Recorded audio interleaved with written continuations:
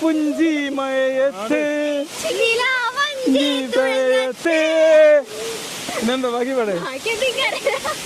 ഇനി അടുത്ത പാട് വേറെ ഏതെങ്കിലും പാട്.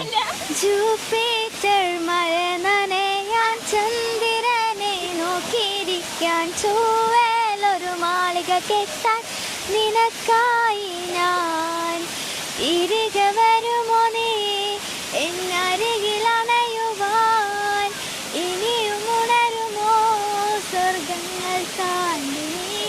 നല്ല മനോഹരമായ ഒരു ടൂറിസ്റ്റ് ഡെസ്റ്റിനേഷനിലേക്കാണ് പടിഞ്ഞാറേ ചാത്തല്ലൂർ.